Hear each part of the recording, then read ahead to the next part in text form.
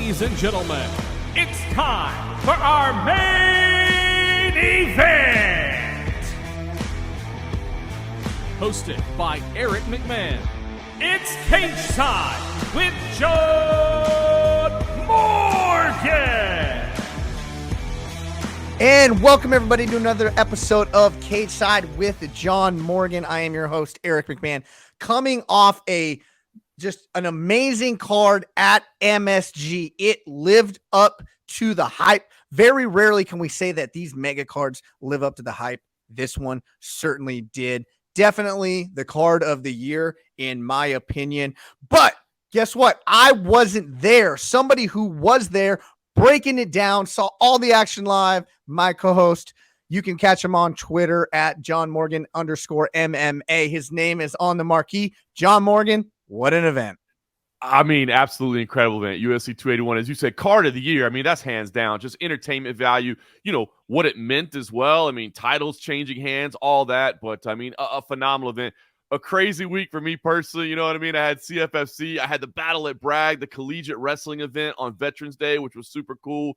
And then getting to Madison Square Garden, I was kind of joking with some of my fellow media members as we waited to check in. I'm like, listen, I'm on a little bit of fumes right now. I don't have a lot of sleep, so I hope these fights deliver because I need that little energy boost, man. And man, did it. It really was, as you said, sometimes we get so excited about events and afterwards we go, well, it was good. You know, I mean, it wasn't. No, this was great. This is literally one of the best cards of all time. I mean, people are talking about card of the year. Yeah. Are we talking about one of the greatest cards of all time? Absolutely. It was just amazing. And at the iconic Madison Square Garden on top of it, I mean, just everything you need was there. It was an amazing Saturday night. So if we rewind 3 weeks ago, we were actually talking about UFC 280 and how we thought it was going to be the card of the year. And then we started watching the prelims and we were like, oh man, this is shaping up to be done. But then the main card delivered. This delivered from bout 1 through bout 13. It delivered every fight. It did. I mean, it was kind of funny. We had a brief little break between the prelims and the main card, and I was sitting next to Kevin Iole and some other folks. We were talking, and, you know, we're like, don't jinx it, you know, because sometimes you go, well, the prelims were great. Well, that means the main card's not going to be that great. And the prelims were great. I mean, finishes, that's what we like, right? I mean, you can have great fights that are decisions. Absolutely. Some of the greatest fights in UFC history went to the cards, but they were phenomenal from moment one to the end.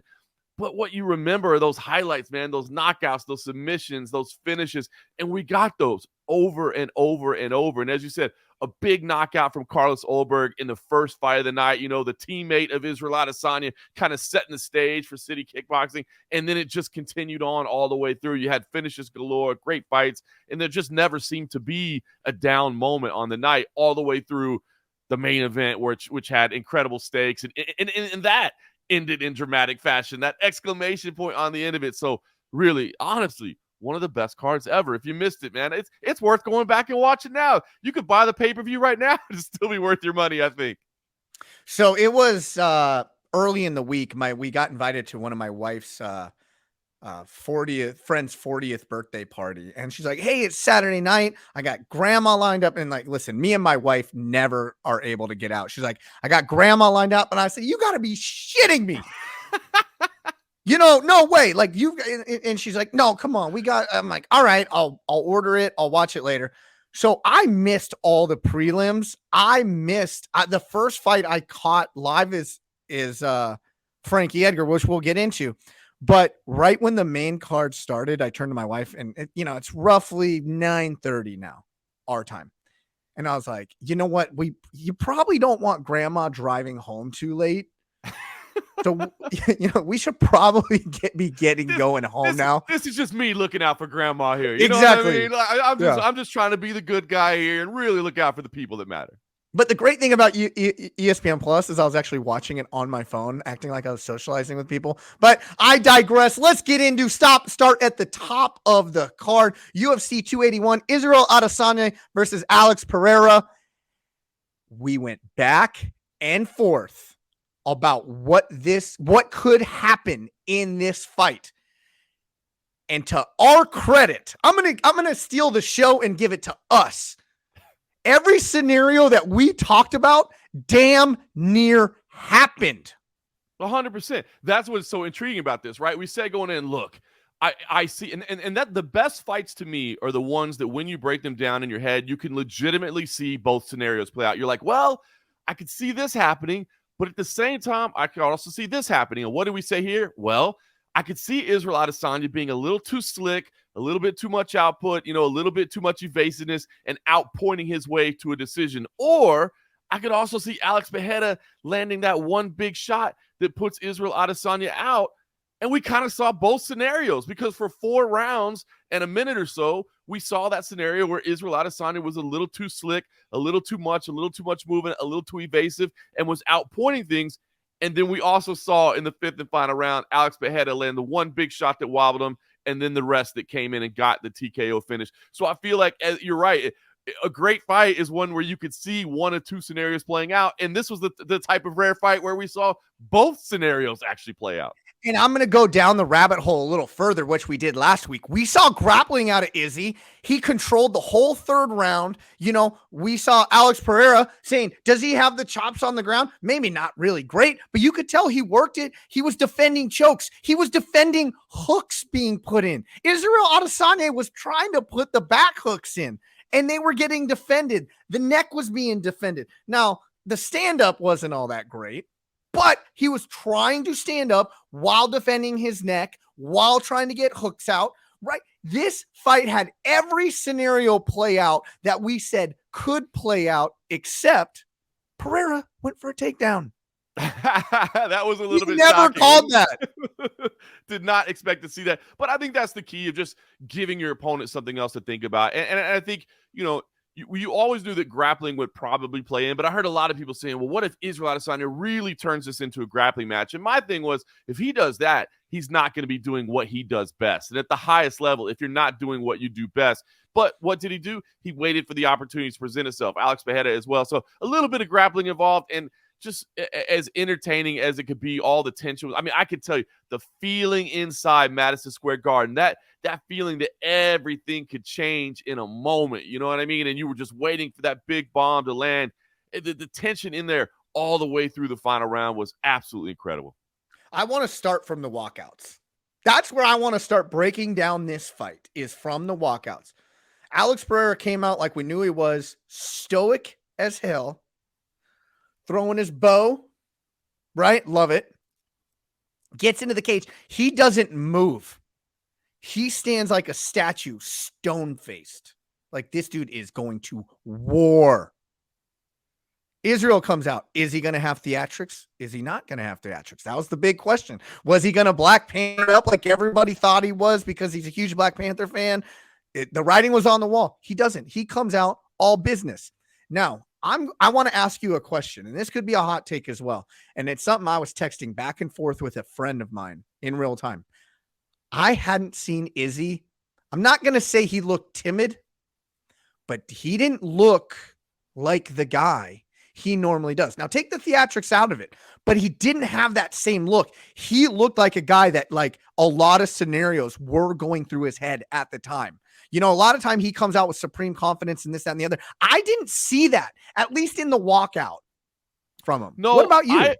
I agree, and I think you make a great point, and I hadn't necessarily thought about it that way, because here's what I took out of the walkout. First of all, I like the fact that there were no theatrics. Right now, to his credit, they did put together a little custom montage of, so they did put together like a custom video. So he still, he likes to be a showman. So I guess they still did give a little bit of theatrics, but it was a pre-produced video, not something that he was doing in the moment. And to be honest, I like that, because this challenge was clearly so serious. A man that has beat you twice, that has knocked you out. Now, again, you can break down all the semantics of, well, the first result in the kickboxing match between them was controversial. He was winning the second matchup before he got knocked out. It's still 0-2, and it's still a knockout. So to me, I like the look that I saw in his eyes. I like the fact that there were no theatrics, because I felt like, okay, he's not coming in here thinking, I'm the last style bender. I own this entire area. Like, I'm going to be so confident you have no chance in beating me. I like the fact that, to me, I felt he was taking the moment seriously and understanding the risk that Alex Pereira presented and understanding what it was going to take to win this. So to me, in the moment, I liked it. I said, good, no theatrics. I'm here to have a fight. I know what's at stake. But, as I'm replaying it in my head and hearing your point, maybe that air of confidence that he has, that air of almost cockiness and the brashness and the belief is something that's key to him being who he is. So in retrospect, maybe there is a little bit of something to that. I kind of like the point. I'm not going to say he was intimidated. I'm not going to say any of this because, listen, he got in there, he made the walk, did all the things he did all the things he needed to do in this fight too. I had just never seen him as wide-eyed. That's probably a better way of saying it. And whether that be of just he's already downloading information in the walkout, I don't know why. I just had never seen him that way. It was definitely a different aura about him than we usually see. He definitely carried himself in a lot different way coming into this. It's a very fair assessment. All right. So what did you make of the fight? Right. It first round, very even round. We're even seeing Alex Pereira walking him down until about the 4 minute and 4 minute and 50 second mark. Take it from there. Yeah, to me, honestly, Alex Pereira is winning that round. I was actually sitting, as I said, I mentioned Kevin Iole from Yahoo Sports. We were kind of sitting next to each other chatting, and about the 4:20, 4:30 mark, he's like, what do you think? I was like, I think this is an Alex Pereira round right here. And then, bam, Isreal Adesanya catches him at the buzzer, the late mark. And I turned to him, I was like, oops, just changed my score right there because I'm telling you, Alex Pereira was dazed. He was rocked.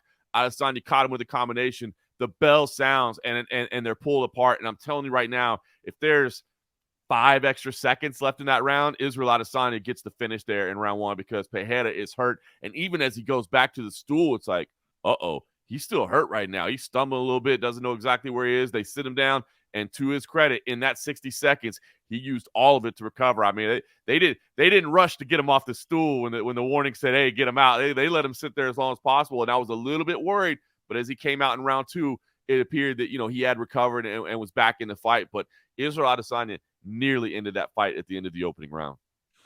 Now, you may not have had the benefit of like the mass replays that I got to see on pay-per-view because you're like in the moment, you're tweeting, you're writing, you're doing everything, right? And you're breaking it all down in real time. I'm sitting from a fan. But the one thing I took away from that is what a perfectly placed shot that he landed.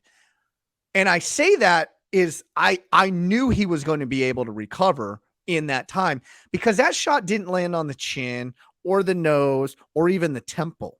It was a perfectly placed shot, like literally almost like behind the ear, right? And that's an equilibrium shot.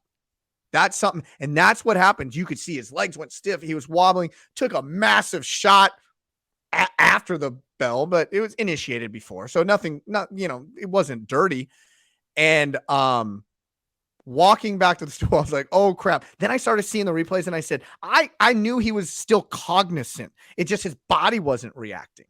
And the reason I knew that also is the minute he sat down on this bench, it was, he was speaking tactically to Glover in that moment. Interesting. Yeah.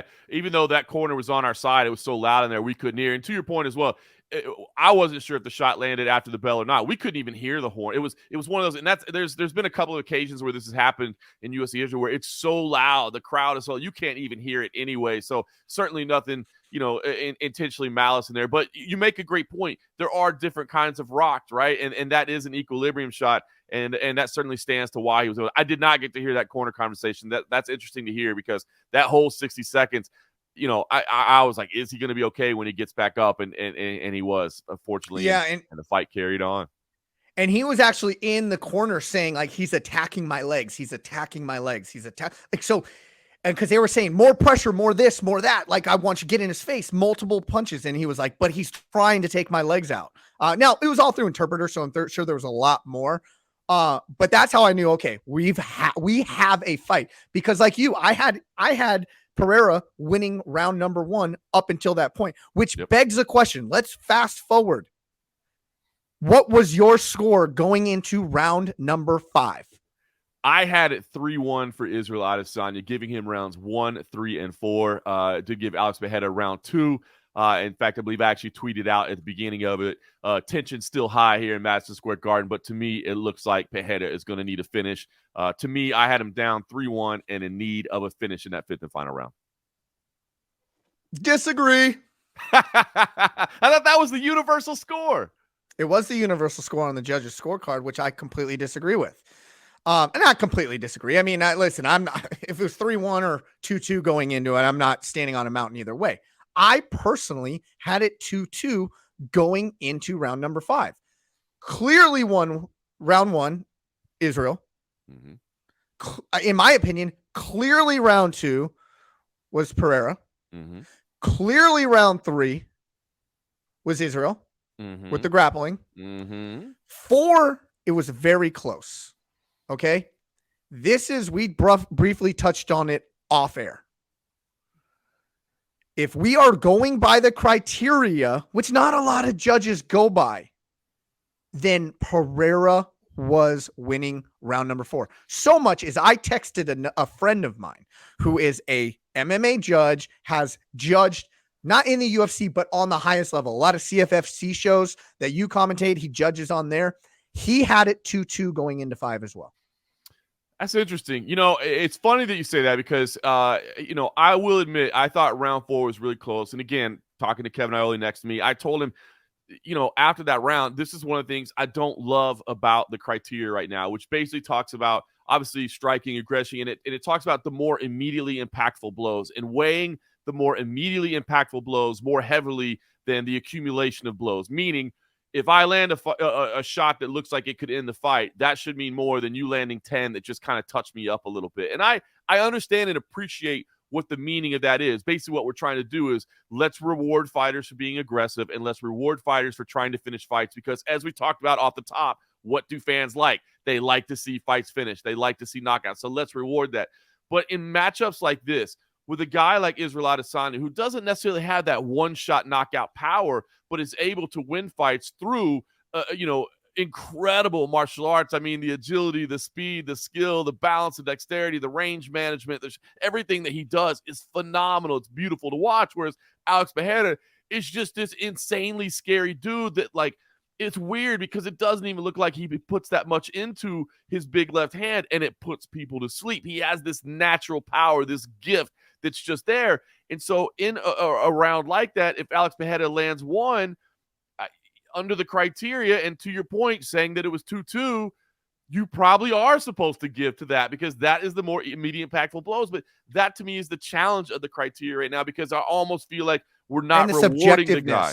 Yes, and the subjectiveness. Yeah. Because again, and this is one thing that I've always said, and you're right about the subjectiveness. If it was a video game and we had an energy bar on both sides, and we just go down to who has the lesser energy bar at the end of the round, well, that's easy. I can see it. I can clearly quantify that. But to actually subjectively say, well, what was the weight of that blow? I mean, I can hear it. Sometimes the sound of it helps. I can judge by an opponent's physical reaction. Do they wince a little bit? Do they wobble? Do they rock? All those things. But again, it's all subjective. And, it's a challenge. So it's interesting. I had it 3-1, but I kind of hear what you're saying because I did debate a little bit. And it is this criteria, which again, I'm not trying to, it's good. But we're still evolving. This is still a relatively new sport, right? I mean, we just celebrated the 29th anniversary of the debut of the UFC. This is, as my good friend Gorgeous George Garcia over at MMA Junkie Radio always says, this is the leather helmet era of mixed martial arts. This is the very early days of MMA. So I think they can continue to be tweaked and evolved a little bit. So interesting. I don't hate the idea of 2-2 going into 5. For all the reasons you just say, I agree of why it was 2-2, but I'm going to add to it. Another criteria is octagon control. Pereira clearly controlled the range. He clearly controlled the octagon. Maybe not the range. He was getting touched up. And this brings me to a point that I'm going to hit on later. But that Dutch style that he implores, that traditional Muay Thai Dutch style of kickboxing is the walk you down in your face, controlling. And Isreal Adesanya, to his point, when he is hitting those punches, it's purely counters, right? And he's having to move side to side so much to keep his back off the cage. So if you're looking at it from the bigger shots, debatable who was landing the bigger shots, right? Isreal was landing a little bit more, but he was landing them a little bit more earlier in that round. As the round went on, in my opinion, Pereira started taking that round, but the pure stalkingness of it, right? He was stalking Adesanya. That's why I gave him the 4th round, which, again, I'm in the minority here. I clearly understand that. But at least you can make your case. And you know what? It's conversations like this that I wish we would hear more from judges. And it gets a slippery slope sometimes. We talk, do we really want these officials out there in the media? Do we really want them, openly talking to everybody about it? I don't know, because if they say something wrong, now all of a sudden, you've made the commission look bad. You've made the sport look bad. Maybe there's more chances of bad than there is good. But I love the fact, because I would love to, if you can hear a judge say, well, why did you have it that round? And they can give you a well thought out, well detailed explanation, as you just did. It's kind of hard to come back and be like, nah, man, you're crazy, because it is a well thought out and a logical argument. And I wish we could have more discussions like this with the judges in the sport, so that we could say, okay, hold on, I thought your card was a little crazy when I first looked at it, but now that you explained to me where you're coming from, I kind of understand what you saw. Well, going into round number 5, again, like I was saying, I'm in the minority, because Alex Pereira's corner says you are down. You need a finish. John Morgan, you were there. Take it away. Unbelievable. You know what I mean? And listen, that's not bad advice to give to anybody, even if you think they're ahead. Just let them know, hey, go after it. You got to finish this.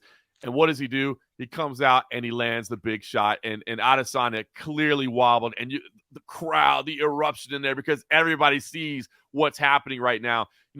The legs have been attacked. As you said, Adesanya was attacking Pereira's legs, but he actually was able to do the same, hit that perennial nerve that causes that damage. The balance was there. The footwork wasn't there. And because, Adesanya's game is based so much on movement and evasiveness and elusiveness, and he wasn't able to plant and move the right way, it left him as a little bit of a sitting duck, and he got caught. He's rocked. He's wobbled. He's up against the cage, and he's doing his best to defend. He's trying to recover. But Pereira senses the moment, and he goes after it. This is the moment I can take home the belt. And he comes out, and he moves it tight, and he's landing the big shots, and he's wobbling. Adesanya doesn't go down, doesn't hit the canvas, but the referee comes in and waves it off, and the stoppage is there, and you've got a new champion. And Pereira, by the way, walking around the cage, puts 3 fingers in the air. 3-0. I beat you 3 times. I was like, wow, look at that. He's, as you said, he's kind of a stoic figure. He's not somebody that's going to do backflips and jump, but he just puts the 3 fingers in the air. I beat you 3 times now. Incredible finish. One that I think some people are talking about. Some people took exception to. Talked to Isreal Adesanya afterwards, and he said, look, I was lucid in the moment. I understood, but it did sound like even his team said, hey, man, the stoppage was good. And I'll be honest, from my perspective, looking at it, I had no issue with the stoppage. I did ask UFC President Dana White in the post-fight press conference if he had any issue with the stoppage. He said, absolutely not. I'm kind of surprised you're even asking me this question. I didn't know anybody had an issue with it. But, there's always going to be naysayers in any situation. But to me, I thought a completely fair stoppage. It was a completely fair stoppage. It was an excellent stoppage. And that's why you have trained referees in the cage to make these tough decisions. So much that a lot of your colleagues and some these journalists, or call themselves journalists, right? They took issue with this. Whether they're part of the internet trolls or not, they fostered this little narrative that is completely unfounded, in my opinion. And I'll break it down for anybody watching this show of why it was a completely not just a good stoppage. It was a great stoppage. Yeah. I loved it, because I didn't see the defense. I had no issue with this. I'd love to hear from you as a trained official, a licensed official. You have a better perspective than me, but me sitting cage, I had no issue. So I'd love to hear you break it down, because this is one of your areas of expertise. Well, a lot of people are going to say, let him go out on his shield. Even Isreal Adesanya said, let me go out on my shield. Listen, I'm not trying to, the brain damage is not the name of the game here. That's selfish and foolish, but yet why you are a world-class fighter, pride talking, okay? The job that we have as officials in the cage is to make sure when you are not intelligently defending yourselves. And now we want to break down what is intelligently defending yourselves or not. Me and you talked off air. The eyes will tell you everything. If you're cognitively looking, seeing where these shots are coming from and whether they hit you or not, you're cognizant of it. Yes, I can deem that intelligently defending yourself if you're making any type of attempt. That did not happen here. And furthermore, his body, when he got rocked, his body had made movements that your normal self would not make. Whenever somebody gets punched very, very hard, they do not bend at the waist forward. That is a telltale sign that you are clearly not there. And it didn't just happen once. It happened twice. It happened once when he originally got rocked, took the huge left hand, he fell forward, then came back up, and then fell over. Thank goodness some of those follow shots didn't end up hitting. He was able to get back to his feet, got rocked again, fell forward, didn't fall down, but completely bent like 90 degrees at the waist. That second time that happened, where his eyes aren't even going to be able to see a punch coming, whether you're cognizant or not, you're not even going to be able to see it coming. And when he bent forward the second time, that's when Mark Goddard jumped in. Fabulous job of reffing. Because imagine when he's bent at the waist and a left hook comes, that's permanent damage. Yeah. Look, Mark Goddard, one of the absolute best officials in the world. I mean, so it's not like you're not talking about somebody who's operated at a high level. And I completely agree with you. It's that, and I've heard several officials say this, and I love it. I think it's such great advice. The eyes, so there's a couple things the eyes can tell you. Number one, right, just when they're glassed over. I mean, if somebody's like dazed, we know what that looks like. But the other thing is, you said, not actually tracking the attacks and where they're coming from. As he's bent over at the waist, as you said, just kind of staring off. And he's got the hands up, but he's fighting on instinct at that point, right? I mean, that's kind of body's muscle memory. This is what you do day in and day out your entire life. Your body just kind of goes into autopilot, and it's doing its best, but he's not really tracking where the attacks are coming from. He's not really, yes, he's kind of swaying a little bit and moving and trying to evade, and the hands are kind of up, but they're out. They're not really in a tight defensive position. They're more just out here. And to me, an absolutely great stoppage spot. And again, Mark Goddard is one of the best in the business, man. And when that dude steps in, trust me, it's justified. And I just don't see it. I hear this thing of, well, there was only so many seconds left in the round. That doesn't apply here, but I'm saying you hear that. Hey, this is a title fight. Guess what, man? Brain damage doesn't care about how much time is left in there. Doesn't care about what belt is on the line. You got to remember, the referee's job, first and foremost, is fighter safety. It's about the health and safety of the athletes. That's what they're worried about. Not how much time is left in the round. You can stop it at 4:59 if you need to. Not because this is a main event. What's at stake? We need to let it go a little further. It is, what is most important for the health and safety of this athlete. For those of you who are watching this, whether it be on grindcitymedia.com or YouTube, I'm going to stand up, and I just need to show this really quick, because this is the tell, right? This is the sign.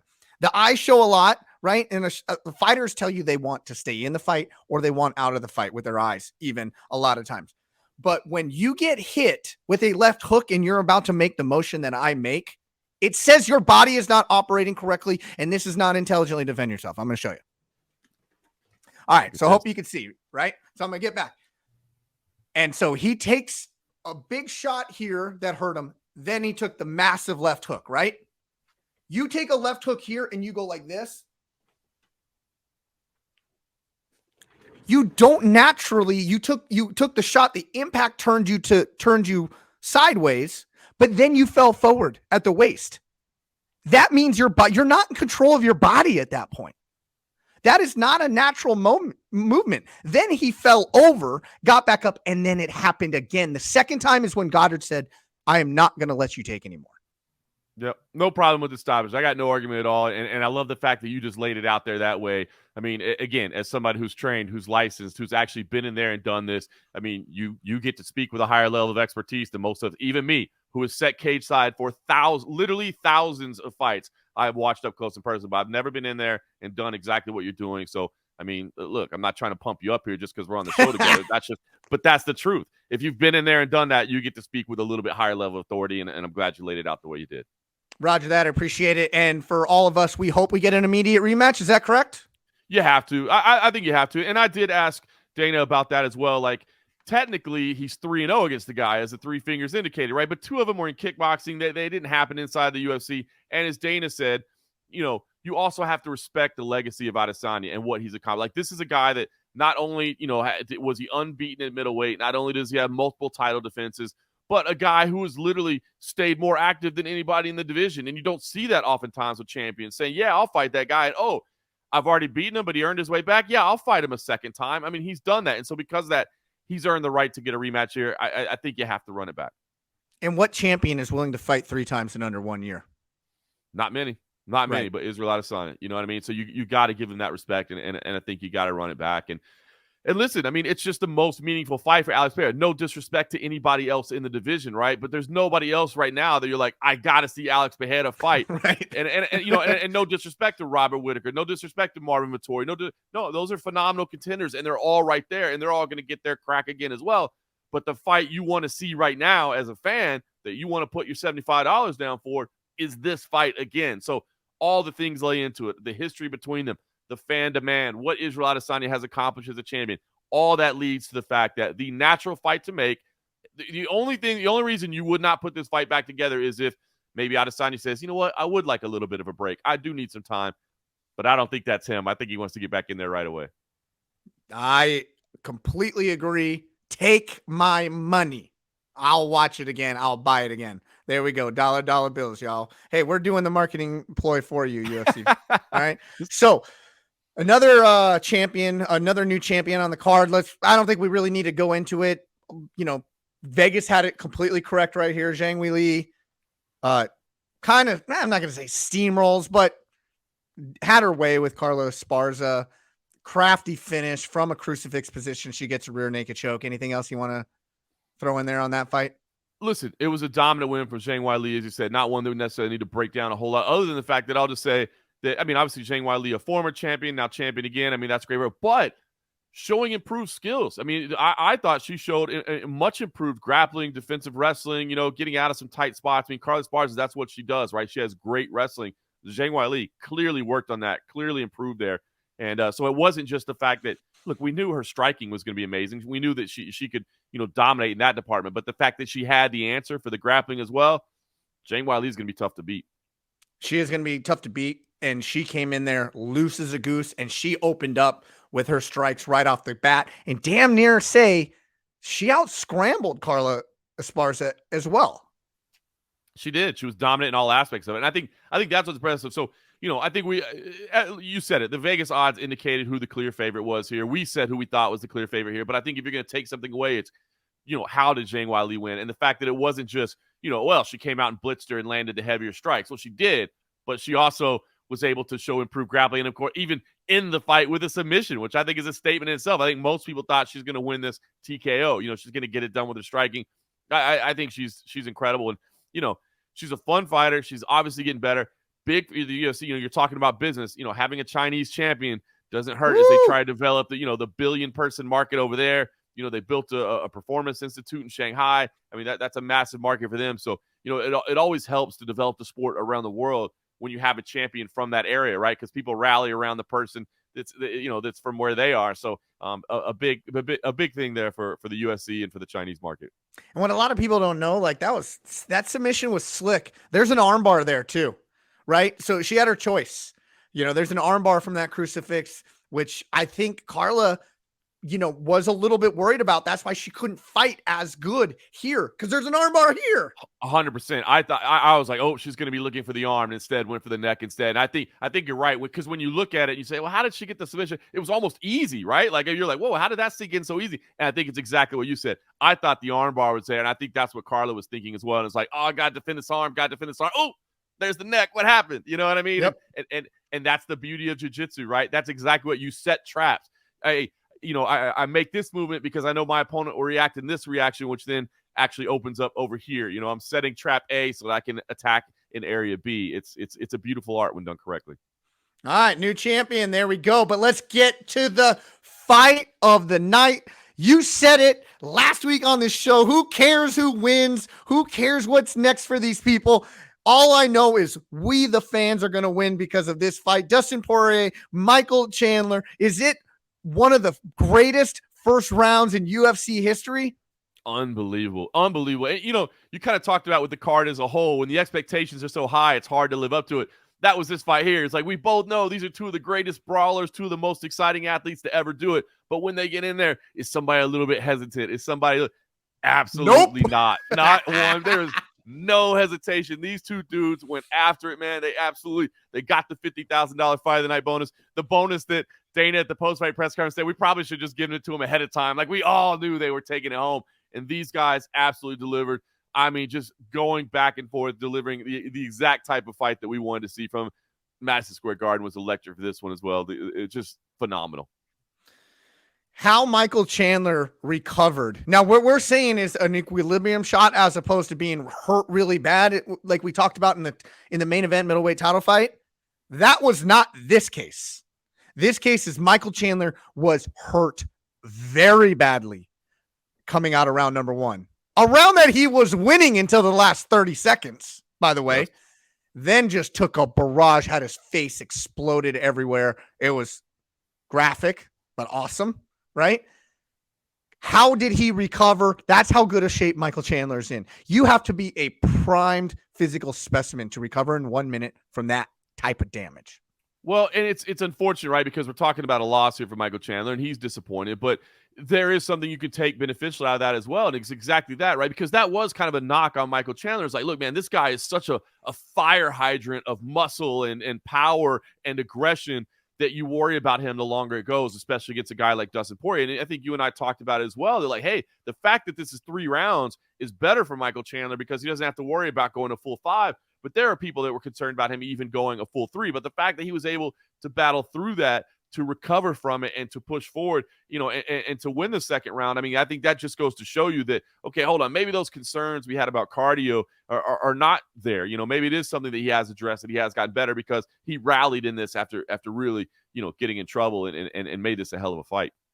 Round number 2, all Michael Chandler takes him down, uses that collegiate All-American wrestling and takes him down and does damage in that round.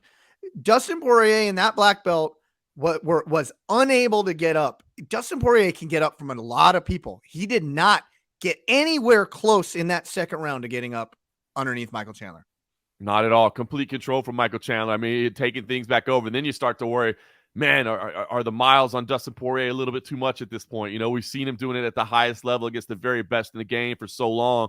I know that was going through my head. I'm like, man, is this the moment? And not that Dustin Poirier is an old man, but we talk about age and then we talk about fight years, right? I mean, the years that your body has gone through. And I did start thinking that second, like, man, is this finally the moment that it all catches up? But he still had one trick in his back pocket there in the third, man. 1-1 going into round number 3. I said to myself, Michael Chandler has to take this fight down. If he gets one takedown, he wins this fight. He got that one takedown, and he did not win the fight. Incredible. Got on the back, the rear naked choke. It's been the nemesis of Dustin Poirier. And you go, oh, no, man, not again. Like, can't let this happen again. And it's actually Dustin Poirier is able to reverse out, get to the back, and ends up getting his own submission via rear naked choke. A little bit of revenge there for him in a way that he's able to show that he's got the jujitsu, as he likes to say. He's got the grappling as well. And so I think that was I think it was a fun moment for him as well, because we do think of him as, this incredible boxer. As he said, he thinks he's got some of the best boxing in the UFC. Hard to argue with that. He's got phenomenal boxing. He's got phenomenal heart as well. But, it had kind of been his nemesis is getting in trouble on the ground and giving up these rear naked chokes. Instead, he's the one that's able to walk away with the submission victory, and high drama and heartbreak on Michael Chandler's part, and just another big win for Dustin Poirier, who if you're not a fan of Dustin Poirier, I just don't understand. Like, how can you like mixed martial arts and like fighting and not just love that guy, a dude that, in the cage is an incredible athlete. You're going to get a great fight every time he steps in there. And then outside of the cage as well, just a phenomenal human being, does great charitable work, represents this. He's a guy that represents the sport well, man. To know that if that guy's going out there and that's what the world thinks a mixed martial artist is, I'm just fine with that. Same for Michael Chandler. Let's be honest. 100%. Right. Another great, from all accounts, great human. What I need to say is sometimes one fighter clearly wins because of something they do. And then there's times that a fighter can make a tactical mistake that costs them a fight. This is a little bit of both. Okay. There was a tactical mistake that Michael Chandler made. The brilliance of Dustin Poirier is he recognized it immediately and took advantage of it and got the victory. The tactical mistake that I am talking about, in that third round, he gets the takedown. This takedown was amazing too, by the way. Literally from a deadlift squat with his ass on the ground, is able to pick Dustin Poirier up over his head, dumps him in a way that Michael Chandler thinks he can jump the back immediately instead of solidifying the position. And that's what cost him this match. He took the back way too quickly, got reversed. And here is the brilliance. And this is where Dustin Poirier is a black belt in jiu-jitsu. The bottom hook was in. As he's pulling him back to get that top pick in, it's not like he just shoved his arm down to create that other hook from coming in. He literally grabs his heel. He grabs his heel, doesn't let that other hook come in while he's realizing that Michael Chandler is way too high on the back. Michael Chandler almost made that mistake in the second round or in the first round as well. Caught himself. Not this time. Dustin Poirier said, I'm not letting you get away with this the second time. And, he just pulled him over, reverse position. It's elementary. And then how he went straight to the back to a body lock immediately was beautiful. The speed on that transition out of the escape was incredible. I think he was even a little bit surprised after that he was able to get to the body lock so quickly. He talked about it afterwards. Like, wow. But you're absolutely right. It's interesting because I've had this discussion with a lot of high-level fighters, and some people say, look, if I've got the squeeze, I've got the squeeze. If the choke is there, I'm going for the choke. And I think there's an argument to be said that, like, if you know that your choke is in 100%, then maybe don't worry about the position. Go ahead and go for the squeeze. But if you're still working to get the squeeze, then you're absolutely right. You've got to get position over submission. It's drilled in all the time. Position over submission, because if I don't get this and I don't have the position, I now give up the position and I allow you to attack. So that's why it's preached, is if the hooks are in and I don't get the choke, at least I'm still on your back. I'm still firmly in control, and we can adjust and go after that choke as well. So again, I've talked to some guys who'll say if the squeeze is there, just get the squeeze. But if it's not there, then you absolutely have to. And you're right. But it's fun because you touched on it. Is it a tactical mistake? Yes. But as you said, it's also part of, okay, is it a tactical mistake? Yes, but it's a tactical mistake against a guy who addressed it in 100% the right way. Because if you're operating, and that's why at the highest level of sport, it's 1% here, one little mistake. That's why we love it so much, right? Because it's one tiny mistake where you're like, oh my gosh, you did everything right except for this. And it cost you right there, man. That's why this is, to me, the greatest sport on earth, man. One little tiny mistake, and that's that. If anything marred this fight, there was a bit of controversy on Michael Chandler, whether he did something dirty or not. Listen, I don't think Michael Chandler is a dirty fighter. I understand Dustin Poirier in the moment saying he's dirty. It was not a good look for Michael Chandler. And the look I am talking about is in that second round, clearly fish hooked him. He really did. He put his feet. But I'm going to give a pass here, okay?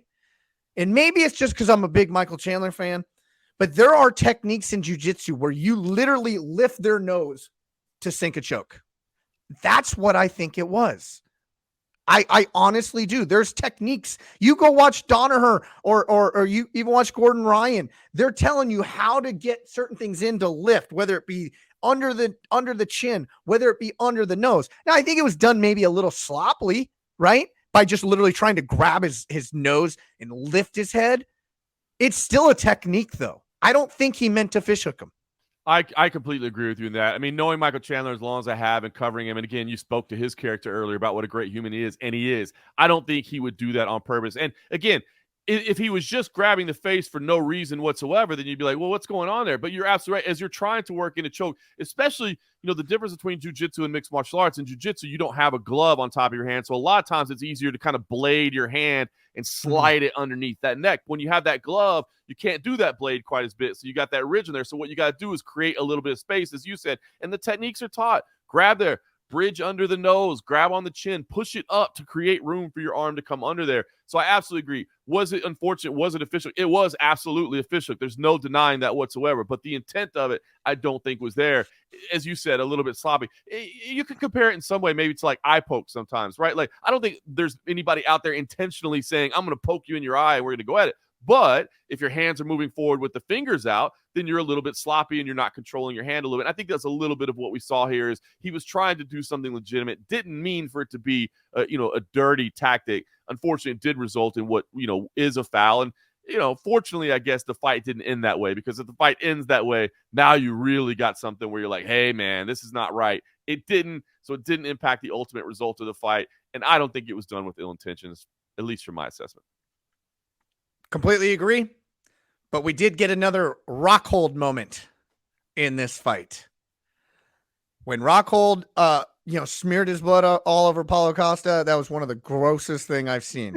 It was probably worse in this fight. If you guys want to go back and see in this second round, Michael Chandler's nose I think he was trying to clear his nose or something, and a gallon of blood came storming out of his either mouth or nose straight into Dustin Poirier's face and mouth, and it was horrific. It was disgusting. Both of them have very different recollections of exactly what happened there. Michael Chandler said, look, man, I did need to clear, my nose. I couldn't breathe. He was like, I was having trouble breathing, so I needed to clear that out. And he was like, his exact words, which kind of drew a laugh from us all, is like, I didn't invent gravity. You know what I mean? He's like, I had to clear my nose, and he was down below me, and it went out. And he was like, my bad. Dustin Poirier, we told him that, and he just kind of looked at it. He gave us the Frank Mir face. You know what I mean? He kind of hit us up with the, come on, man. You know what I mean? He knew what he was doing. So it was a disgusting moment. What exactly happened? You know what, Eric, when you talk about the fish hook, you talk about the blood, you know what it is? It's a reminder that you're in a damn cage fight. And this is a sport, and we love it because it's an incredible sport. But at the end of the day, it is hand-to-hand combat, and it is self-preservation in there, and you're going to do whatever it takes to get the victory. So you got to remember, as beautiful as the sport is, and it's also a quite dirty one at its core. I'm going to put you on the spot really quick. Which one was grosser, Rockhold or Chandler? Chandler, because I think there was a whole bunch of different fluids in there, man. When I saw it, I was just like, "Oh my god!" Yeah, it's an added layer of grossness. It's one thing to have like a cut and you just kind of rub your head, or okay, that's pure blood coming out. When it starts coming out of your nasal passages up here and stuff, we got other stuff mixed in at that point. With force, it's coming out with force. Just. Yeah. Man, okay, this was a fun card. Before we get off, I have to touch on, I was very high on this Ryan Spann coming in, and I thought, is this his moment to make that leap? It looked like it's his moment to make that leap. It was a vicious, horrendous, scary knockout. It really was just an absolutely incredible. And you said we were intrigued by this fight because we wanted to see kind of what Dominic Reyes still had. He'd had some setbacks, but he kind of reinvented himself. And so, I think we all thought, hey, if this is the Dominic Reyes that fought John Jones, that might be a little bit too much for Ryan Spann. But Ryan Spann came out and dealt with it and got the vicious knockout. That's 2 quick finishes in a row. And he said he's finally training. He's really taking it serious and putting in camps. And if that's what's been happening, because he's had some inconsistency early in his career, if that's what's happening is that he just wasn't fully dedicated, and now he is, this dude is going to be a problem at 205 pounds. Just a great performance from Ryan Spann. And I said, how does he even make 205 pounds? Well, guess what? He doesn't. That's right. He might be the 206.6 champ of the world. Yeah, but he did say he was sick leading in fight week. I've never seen him miss weight before, so I'm not going to say it's going to be an issue. Right. Looking ahead. If you're a fan of mixed martial arts, this is a great few weeks. We just came off of UFC 281 this week. Bellator, November 18th. Nemkov versus Corey Anderson 2. Who's not looking forward to this? UFC Fight Night 215. Derek Lewis is on the card. 1 championship, not 1 card, 2 cards this weekend. And I'm going to save a little bit of time. We can break down the other cards, but I actually really want to break down a main event that you are calling this Friday night. Usually I'd be the third man in the ring, but I got game obligations, work for the Memphis Grizzlies. Can't make it this week. CFFC 115, November 18th. Raheem Forrest versus Colin Luberts. Raheem Forrest, undefeated as a pro. Colin, undefeated as a pro. Colin is one of who am I speaking? MMA Masters. Colby Covington's main training sparring partners. Raheem Forrest, undefeated, knocks everybody out, plus has a phenomenal grappling. I'm excited. I'm super excited about this. We'll be at the Horseshoe Tunica on Friday night. It'll be live on UFC Fight Pass if you can't make it there. But a vacant welterweight title fight in the main event, and it's a good one, as you said. The great thing about CFSC, and I'm bummed that you're not going to be there, but obviously Memphis Grizzlies work does call. But the great thing about CFSC is, from officiating our events, is the matchups are top level fights, right? You're not getting any easy matchups. We're not trying to just build somebody's record and get them to a big promotion without being tested. What we're trying to do is help athletes really get tested and really fight top level competition so that the moment they get to the UFC or Bellator or one championship, wherever it may be, they're ready for that level of competition. They're not facing difficult competition for the first time. And that's exactly what we have here. As you said, the undefeated Raheem Forrest, who has really just kind of reinvented himself as a professional, is on an incredible, legendary work ethic. An absolutely specimen in there.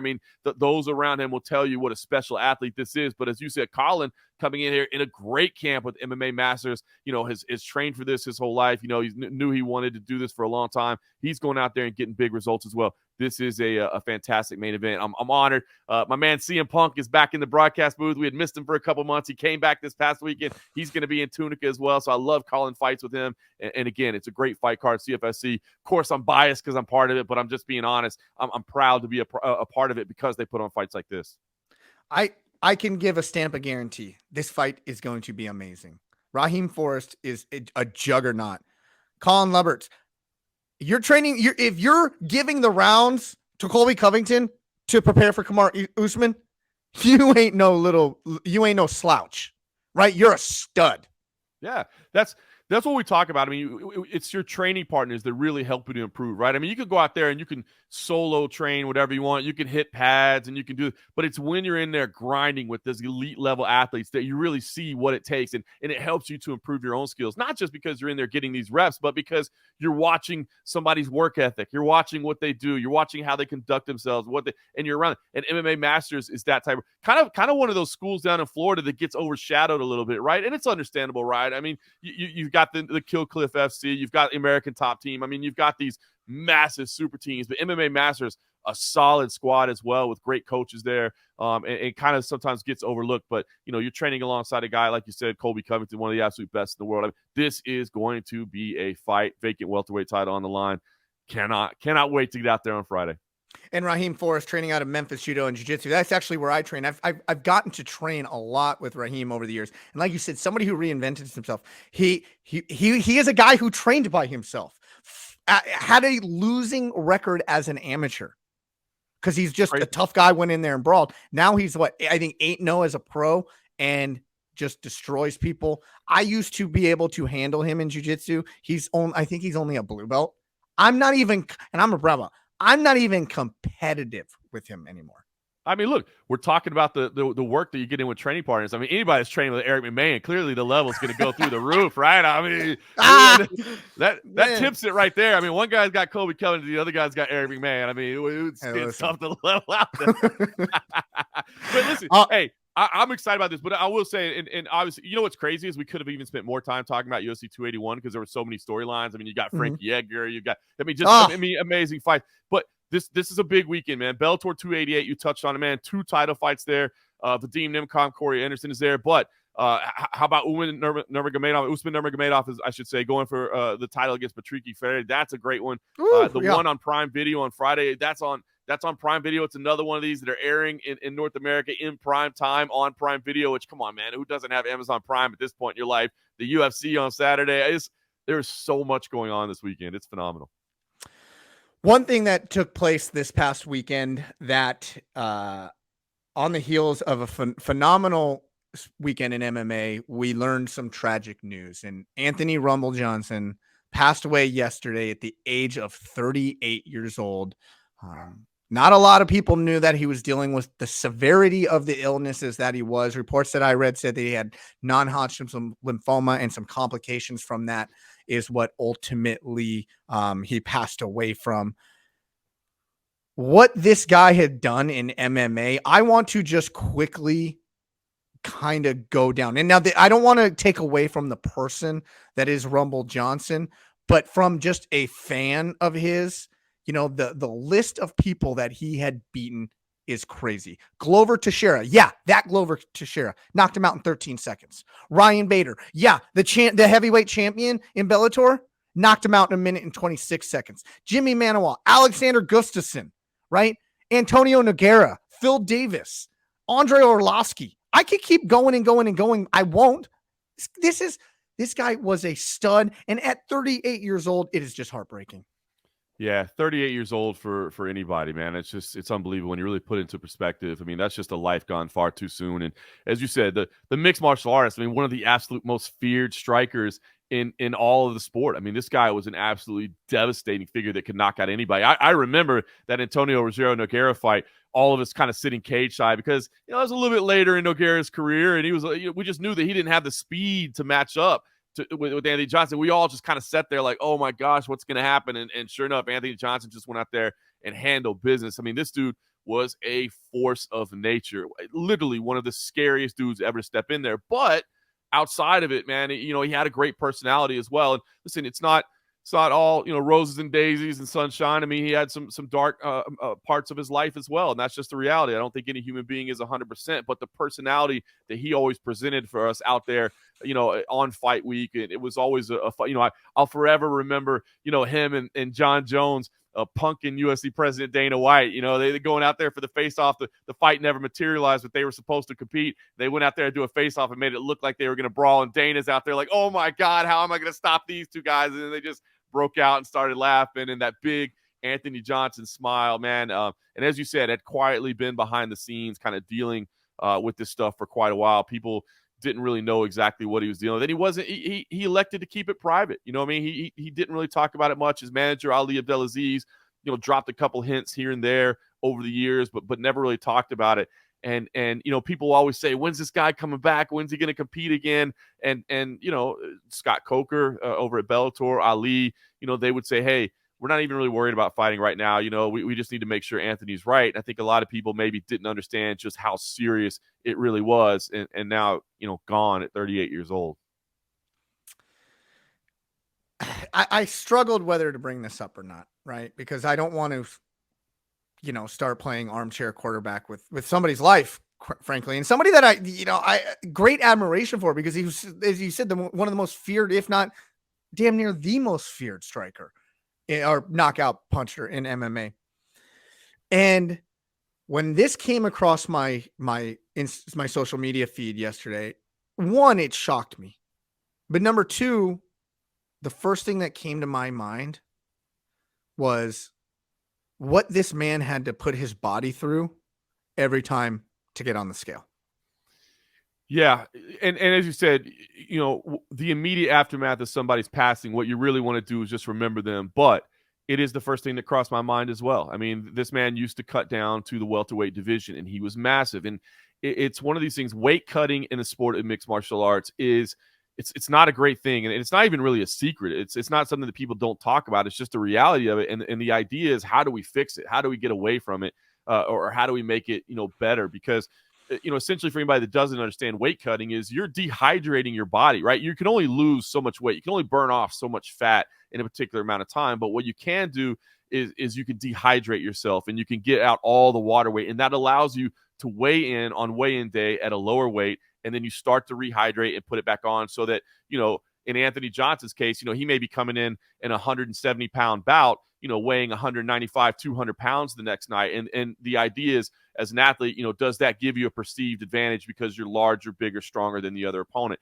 And it's a reality of combat sports, not just mixed martial arts, all combat sports. It just seems to be most prevalent in mixed martial arts because I think of the wrestling culture in which it came up. But it's dangerous. And again, must say, we don't know that that's necessarily played a factor into his passing. I'm sure all those medical reports and things will come out in the time after.